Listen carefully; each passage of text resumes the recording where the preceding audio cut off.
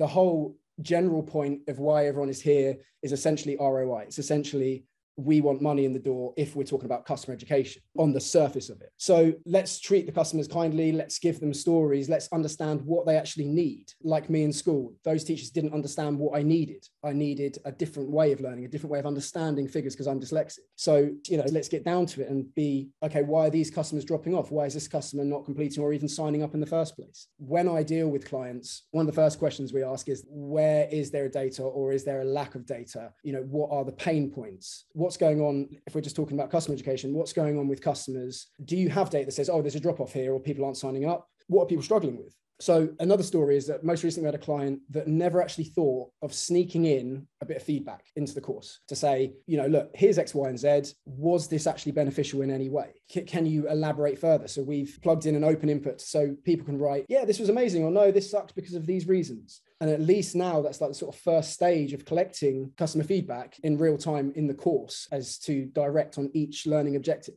Second to that, what we would ask what the client has. A lot of times we see people and they just have, we have a PDF playbook, or we have this kind of like marketing jargon, and can you just make this interactive? Well, I always say to these people, no matter where you're coming from, whether you're blue chip client, whether you're just like a SMB, is that you're going to be spending a level of money.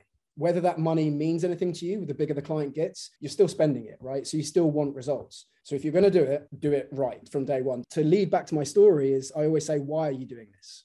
Now, we've most likely established everything in business is profit-based, right? We all know that. But what else is there behind that? Do you want to actually help small, medium businesses get ahead, and it stimulates the economy and people have jobs and they find things? And by asking why you're actually doing it away from creating profit, you suddenly start to find micro answers and go, oh, well, actually, that would be really cool if this, and maybe we can help our customers by giving them these things. Now, this conversation came out of earlier on when I said, well, why don't you actually ask them if that was helpful? Because the situation at hand was that people would go through the mature learning that had already existed and then go to the product piece. I have to speak very candidly because I can't say too much, but they would go to the product piece and not actually purchase. And all the sort of general thinking is that they were too scared because they didn't understand where that purchase price would sit on how much money would be taken out of their accounts. So now we have something else. We're like, okay, well, we want to help these people. That's not about us making money. Let's actually help them understand it's okay to do this. This is what's going to happen. We're not going to charge you this much money.